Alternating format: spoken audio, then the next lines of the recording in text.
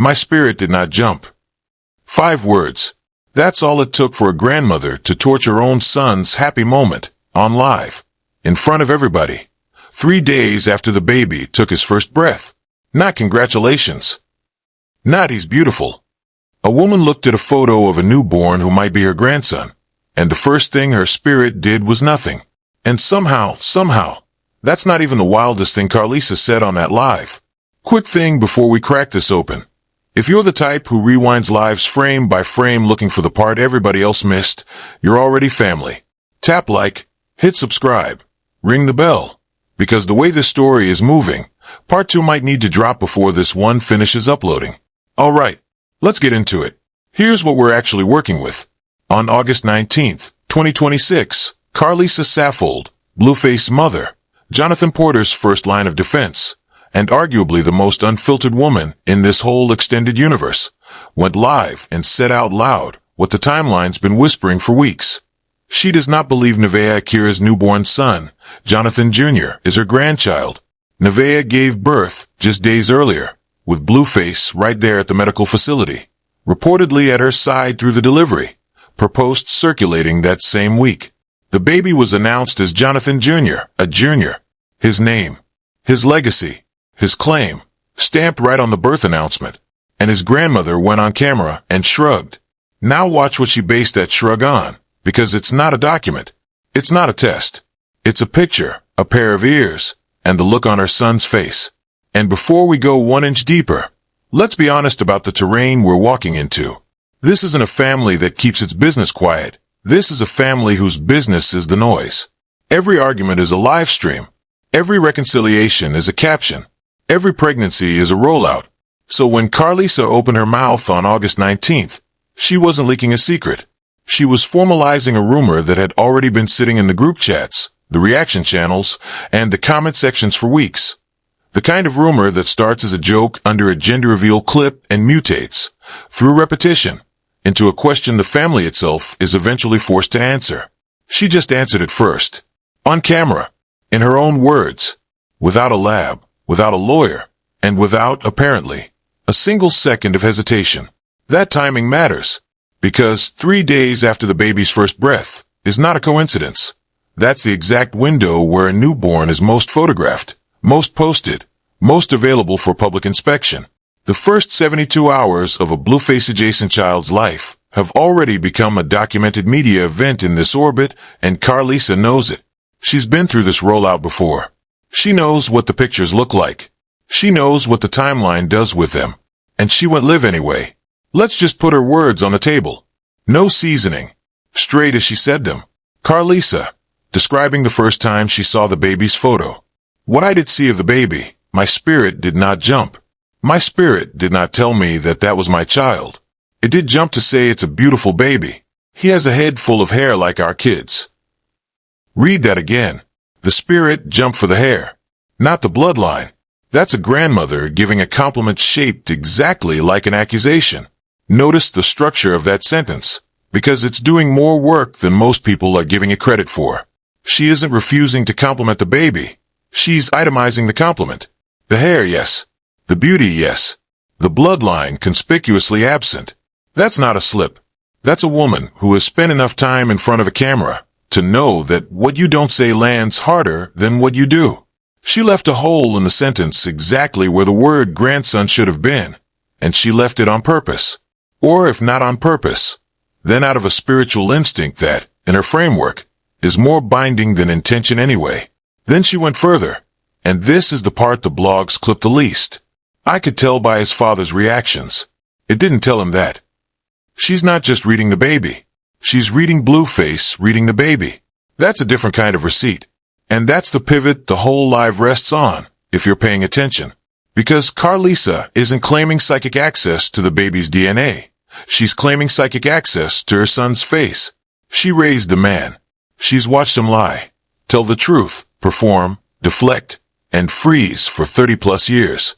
If anyone on Earth has a calibrated Blueface reading instrument, it's the woman who taught him to talk.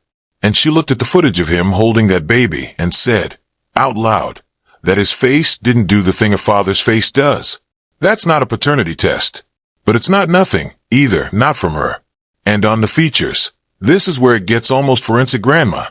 Whose ears are those? The ears don't match either. He got like these little ducks, where it looks like you could hide a penny in there. We all got these Spock ears.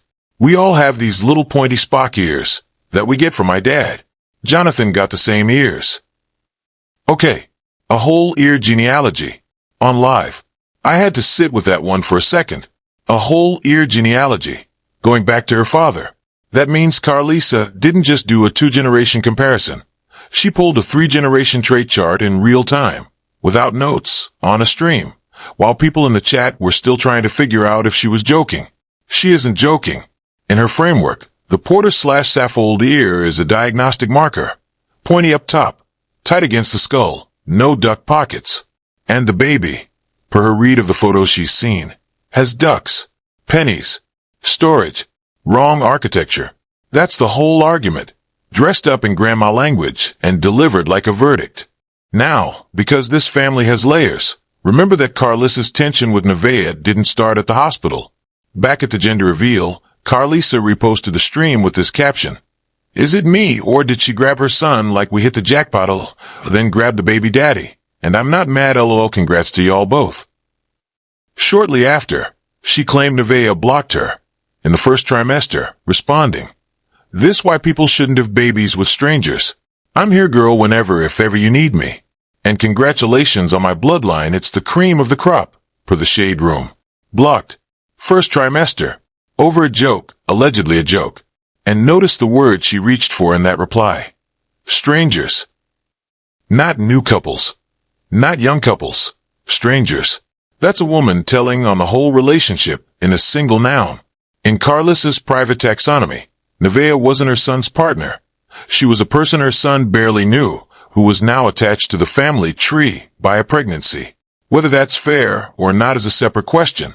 What matters is that word was on the record months before the hospital, months before the ears, months before the spirit did not jump. The distrust wasn't invented on August 19th. It was published in one caption, back at the gender reveal.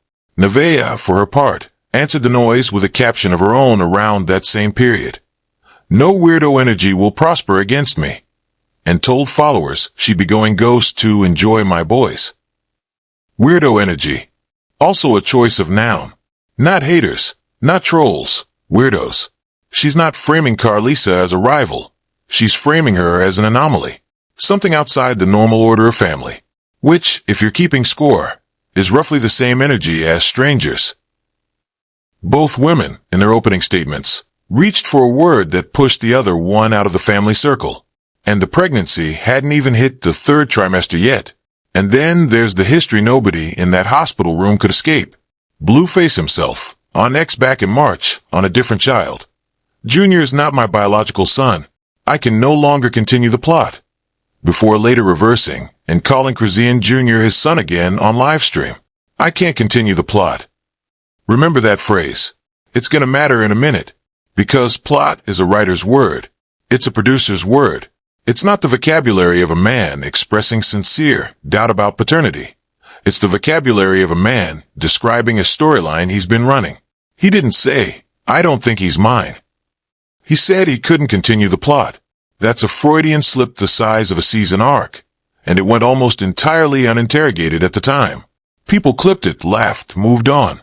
But the word choice is the tell.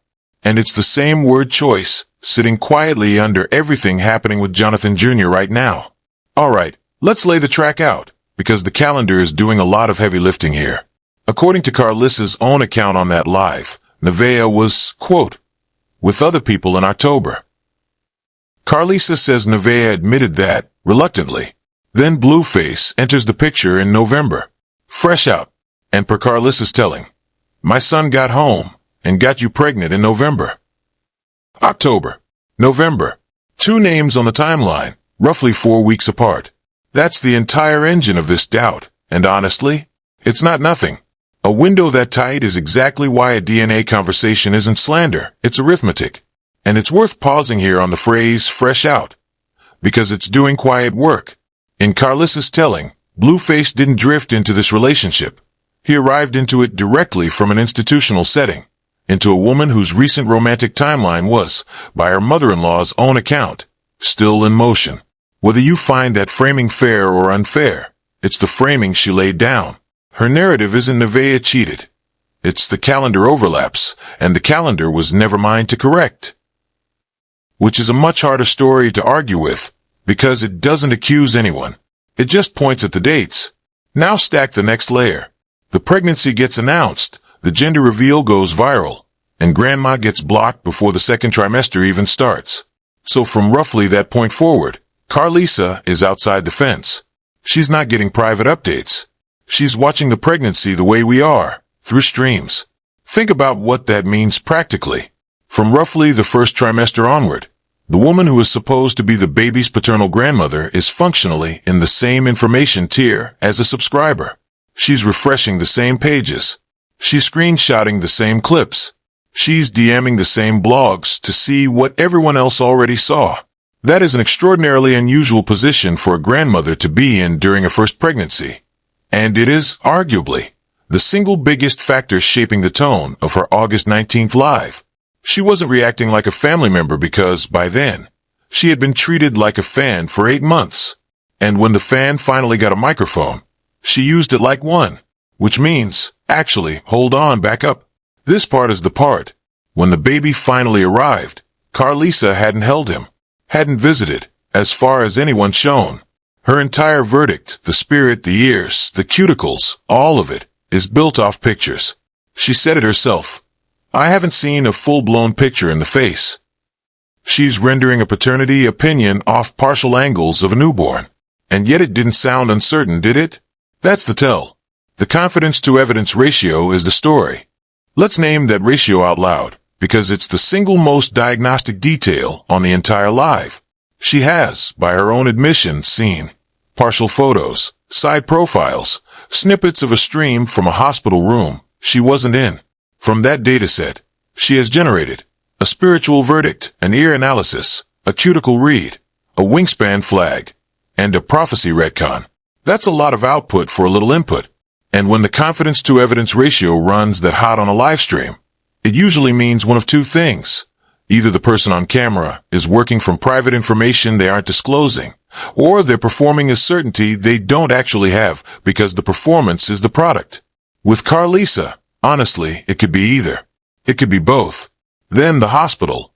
Blueface, by multiple circulating accounts. Holding the baby up. Examining him. Turning him. Looking at features. Looking at him sideways. Karlissa's word. While Nevaeh reportedly kept reassuring him the baby looks just like him. And there's footage of Nevaeh in that hospital bed laughing at the paternity doubts. Laughing. Which, depending on who you ask, is either a woman unbothered, or a woman performing unbotheredness for the camera pointed at her hospital bed. And there is, buried in that hospital footage, one detail that almost nobody has clipped. The silence between the laughs. Watch the recaps back with the sound low, and you'll see it. Nevaeh laughs, the laugh lands, and then there's a beat where her face resets to something flatter before the next cut. That beat is where the internet lives right now. Half the comment sections are treating the laugh as proof of innocence. The other half are treating the reset as proof of performance. And both camps are, in a very real sense, reading the same 3 seconds of footage and pulling opposite conclusions out of it. That's not a paternity story anymore. That's a Rorschach test with a newborn in the frame. Meanwhile, other men have reportedly surfaced in the chat claiming proximity to that October window. And a side view photo of Jonathan Jr. started circulating, and the timeline turned into amateur ear detectives overnight. Half saying the ears don't match blue, half pointing at another name entirely. Overnight. That's the speed.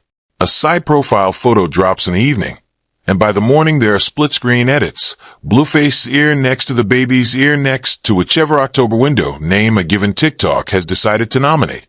That's not organic curiosity. That's the internet doing what it now does reflexively with any Blueface-adjacent child. The template is already built. All the tools are preloaded. All somebody has to do is drop in the new photo, and the machine runs itself. Which, again, is exactly the kind of environment where a plot thrives, because the audience is doing half the production work for free. Tight window. Block grandma. Examining father. Laughing mother. circulating side profile. Every single piece of that is streamable. And none of it requires a lab. Now let's zoom all the way in. Because Karlissa did something on that live that most people clip for laughs and skip past for content. The cuticle check. She said it plain. You know how black mamas, we look at the cuticle, and then we look at the ear. For anybody outside the culture, that's a real, generations-old practice. The idea that a newborn's deeper complexion shows first at the nail beds and the ears. She noted Jonathan is very light-skinned underneath the tattoos, like caramel.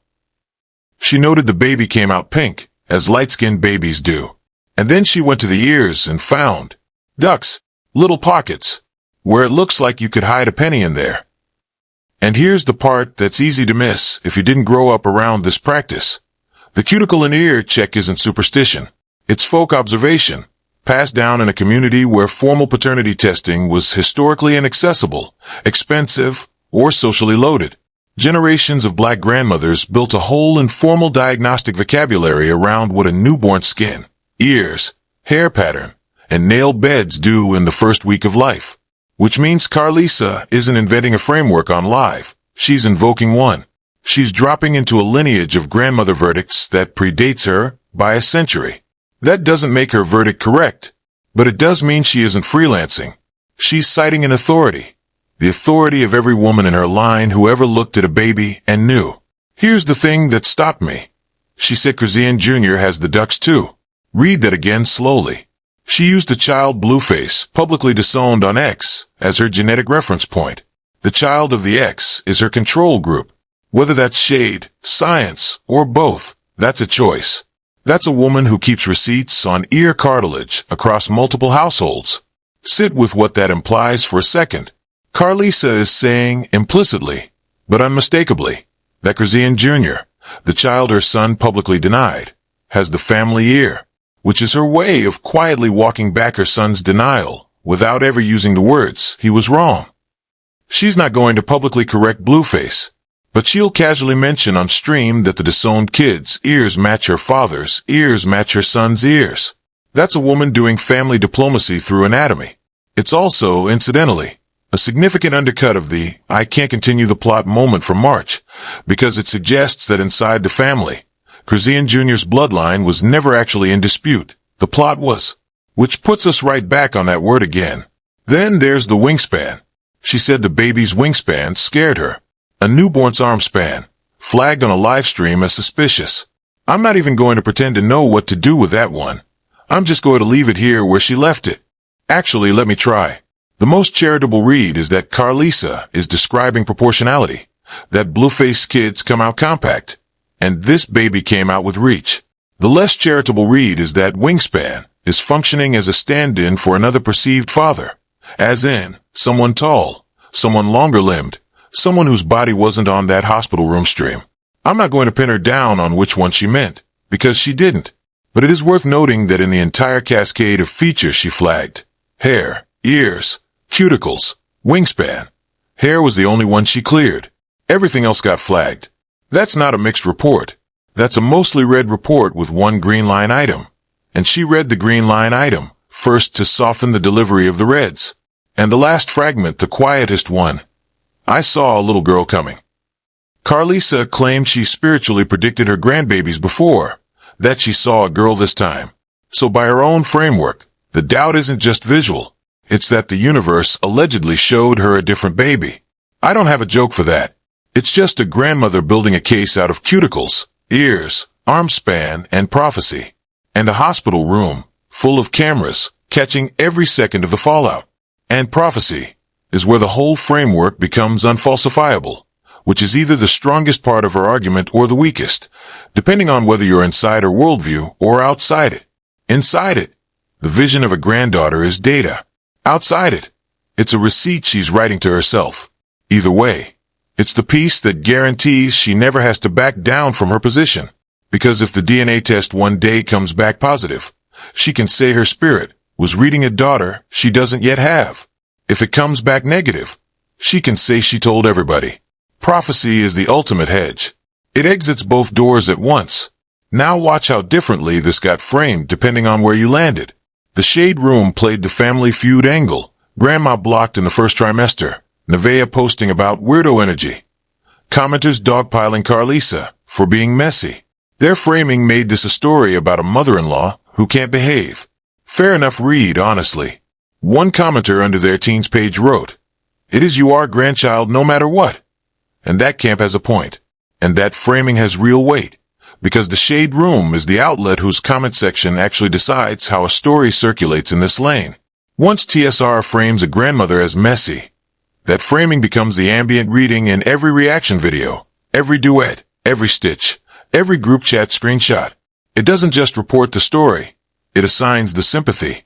And on this one, TSR assigned the sympathy squarely to Nevaeh, which means Karlissa was climbing an uphill hill before she ever opened her mouth on August 19th. Complex, meanwhile, has been tracking the paternity precedent, because when Blueface denied Chrisean Jr., reversed, then denied again, they covered the pattern as a credibility story. Their lens makes this moment a rerun. Another baby, another doubt cloud, another man who can't continue the plot. That's a different kind of coverage. Complex isn't playing sides. Complex is playing history. And when a legacy hip-hop outlet reports the same doubt cycle a second time, it stops being an incident and becomes a behavior. That's the shift most casual viewers are missing. In August 2026, this doesn't get covered as gossip. It gets covered as pattern. And once something is a pattern, the burden of proof shifts. The next denial isn't a data point. It's a data point in a series. The next reconciliation isn't a resolution. It's a checkpoint on a curve everyone can now see the shape of. And the live stream recap corners of YouTube framed it as pure spectacle. Nevaeh shuts down paternity rumors. Thumbnails, reaction cuts, the works, which is its own kind of coverage, the coverage that doesn't pretend to be journalism. Recap channels don't have to weigh evidence. They just have to keep the story moving. And every recap upload extends the shelf life of the doubt by another 24 to 72 hours. Multiply that by the volume of channels operating in this exact lane. And there are hundreds now easily.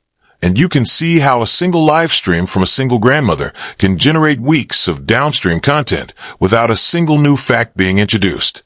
The story doesn't need new facts. It needs new thumbnails. Now let me steelman the loudest countertake, because it's not stupid. Karlissa got blocked months ago. She's hurt. She's outside the fence. And this, my spirit didn't jump routine, is a scorned grandma punishing the girl who locked her out. That's the comment section consensus, and it's coherent. Genuinely. And the scorned grandma theory has one more thing going for it that the comment sections don't usually articulate cleanly. Proximity denial is one of the oldest triggers for retaliatory speech in family conflicts. When a grandmother is cut off from a pregnancy, from prenatal updates, from the hospital, from the first days of a newborn's life, the psychological cost of that exclusion is enormous. And the cheapest, fastest way to reclaim symbolic authority is to deny the exclusion mattered, to say, in effect, you didn't lock me out of anything real, because that baby isn't mine to be locked out of anyway. That's not just spite. That's a coping mechanism dressed up as a verdict. And it's a coherent enough read that I have to sit with it, even though I don't fully buy it. But it collapses on one detail. She didn't just doubt. She hedged toward hope. On that same live she said, I hope more that it is his son than it's not. I want all these grandkids. A woman running a revenge script doesn't pray out loud to be wrong. That doesn't make her right about the baby. It makes the she's just bitter read too lazy to hold. That single sentence, I hope more that it is his son than it's not, is the load-bearing wall of her entire life. If you remove it, she's just a bitter grandmother monologuing on the internet. If you leave it in, she's a woman openly rooting against her own conclusion. And the second one is a much stranger, more interesting character than the first, because it means the doubt is involuntary, at least in her telling. She's not choosing to disbelieve. She's reporting a disbelief her body is doing on its own. Whether you buy the spiritual framing or not, the emotional framing, a woman hoping her own instinct is wrong, is not the posture of a scorned attacker. It's closer to the posture of a witness who wishes she'd seen something else. Here's the mainstream read. Messy grandma, messy family. DNA test will settle it. Everybody move on. But here's what keeps me up about this. And I'm just going to say it plain. The DNA test is never going to settle anything, because settling it was never the product. Look at the machinery. The doubts were voiced on a monetized live. The gender reveal was a streamed event. The blocking was announced publicly. The baby's side profile didn't leak to a courthouse. It leaked to the timeline, where it could be voted on. Even the hospital doubt had an audience in the room. Every single beat of this saga lives on a platform that pays by the minute watched and the comment typed. Every single beat. Say it out loud, and it starts to sound less like a family drama and more like a content calendar. Announcement post, check. Reveal event, check. Rift on socials, check. Hospital footage, check. Doubt cycle, check. Grandmother monologue, check. Recap wave, check. Silence dip, check. Reconciliation tease, coming soon. If you handed this rollout to a marketing team as a case study and stripped the names off, they'd tell you it was the tightest engagement funnel they'd seen this quarter. It has everything. Emotional stakes, an underdog, a villain, a mystery, a recurring cast, a callback to a previous season, and a resolution the audience is willing to pay an attention to keep waiting for. And remember, this family already ran this exact play. I Can't Continue the Plot wasn't a confession. It was a season finale. Denial, reversal, reconciliation. That whole cycle kept Chrisean Jr.'s name in rotation for over a year, per Complex's own timeline of it. Blueface didn't lose a dime being unsure. He farmed the uncertainty. He farmed the uncertainty. That's the sentence I want you to underline in your head, because it's the whole economic model of this lane, in 5 words. Certainty ends stories. Certainty caps revenue. Certainty is a closing bell. Uncertainty, on the other hand, is renewable. Uncertainty gets clipped into 10 different reaction videos. Uncertainty gets debated by 3 different podcast panels. Uncertainty generates search volume every time a new tangential character surfaces on somebody else's stream. Uncertainty, in this ecosystem, is the asset. And once you understand that, every strange delay, every half answer, we're handling it privately, starts to look less like discretion and more like inventory management. So when WAC 100, and this circulates from the same family orbit, frames Blueface and Nevaeh as a business relationship that got intimate and turned into a child, believe him the first time. That's not an insult buried in there. That's an org chart. Read it as an org chart, and the whole thing reorganizes on the page. The pregnancy is a joint venture. The gender reveal is a product launch. The blocking is a controlled leak. The hospital footage is a soft open. The grandmother's live is a marketing partner going off script. Or maybe not off script at all. Maybe exactly on script, depending on how much credit you're willing to give her for strategy. Either way, the shape is corporate. The affections may be real. The bond may be real. The baby is definitely real. But the framework wrapped around all of it is a framework designed to convert emotion into engagement and engagement into money. And that framework doesn't have a DNA result line item, because the result is the one thing the framework can't monetize. Which means Karlissa's live wasn't a leak. It was programming, whether she consciously meant it that way or not. And with her, I genuinely can't tell. The woman seems pathologically sincere. The effect is identical. Doubt keeps the baby's name trending. Trending keeps the stream streaming. And an actual lab result would be the one thing that ends the revenue. Watch how nobody in that family has rushed to swab anything. They agreed to a test in the hospital, reportedly. And then the conversation just kept moving. Notice how it kept moving. That's the operative phrase. Nobody in this saga has ever rushed toward resolution. Every announcement of a resolution has been followed by a delay, then a distraction, then a new incident, then a soft reset. The DNA test, if it ever materializes, will almost certainly be announced during a low engagement week, delivered without paperwork, and referenced in passing on a stream 3 months later. That's the pattern. That's the play. And the audience, us, watching from the outside, has been trained to accept that pattern by now, because we've been running through it for years. To the she's bitter camp, I hear you. But bitterness doesn't explain the wingspan bit. That was just grandma chaos for free. To the DNA will fix it camp. Y'all are waiting on a result that pays everybody involved more if it never arrives. To the leave Nevaeh alone camp, sympathy's fair, but she's streaming from a hospital bed. Privacy was never the plan. And to Blueface, The man who examined his maybe son like a jeweler checking a stone, brother. Either get the swab or stop performing the suspicion on camera. You can't do both. Well, he is doing both. That's the point. He is doing both. And that's not a contradiction in his behavior. That's the strategy. The man is running a public paternity question with private paternity knowledge. And the gap between the two is where the revenue lives. If he tells us he knows, the story ends. If he tells us he doesn't, the story ends a different way.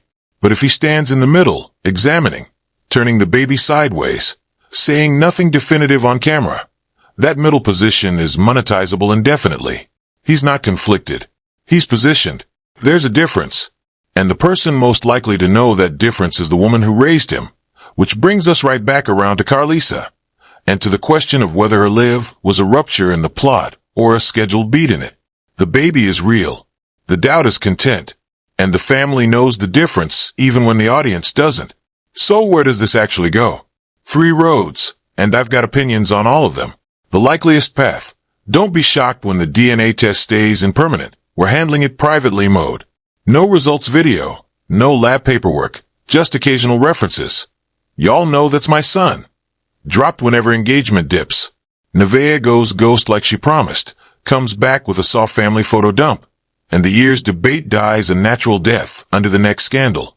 The loser here is Jonathan Jr. himself, who becomes the only Blueface adjacent child whose paternity is a permanent question mark in the group chat of the internet. And the family wins, because ambiguity never stopped a single stream. Track that likeliest path forward another 12 months, and it looks something like this. Nevaeh reappears on the timeline in mid-fall with a soft-lit carousel, baby's foot in her hand, no face. Wholesome caption, comments limited. The blogs pick it up because a return post is its own micro-event. The doubt cycle briefly reignites in the comment sections, but the tone shifts from "is he real?" to "she's protecting him now." Karlissa doesn't repost. Karlissa doesn't need to. Her silence at that moment is its own headline. Then 2 or 3 months later, a birthday post, first birthday, big cake, single photo, no father in frame. The absence becomes the story. The story keeps the name trending. And nobody has said the word test in 9 months. That's the drift. That's how this ends without ending. The table flip. Watch what happens if one of the October window names gets impatient. All it takes is one of those men booking a podcast, waving paperwork, real or manufactured, and suddenly Blueface is forced off the fence he loves sitting on. That's the scenario where Karlissa's life stops being gossip and becomes evidence of prior family doubt, replayed on every blog as Grandma knew first. If that hits, expect Blue to do the exact move he ran before. Deny loud. Go quiet. Then reappear months later calling the kid his junior on a stream like nothing happened. It worked once. He'll run it again. And notice what a table flip forces into the record. The second arrival name goes on a podcast with a document. Again, real or manufactured. And let's be real. In this ecosystem, the manufactured ones travel faster. Karlissa's August 19th monologue instantly reclassifies itself. It stops being a woman airing family business and becomes, in retrospect, an early warning. Every clip gets recut with new captioning. Every quote gets bolder in the thumbnail. The wingspan bit, the cuticle bit, the spirit did not jump bit. All of it gets weaponized by outlets who ignored it the first time. The interesting question in that scenario isn't whether Blueface will deny. We know he'll deny. The interesting question is whether Karlissa will do a victory lap, or whether she'll pull back into "I told y'all I hoped I was wrong" mode. Given her live, I'd bet on the second.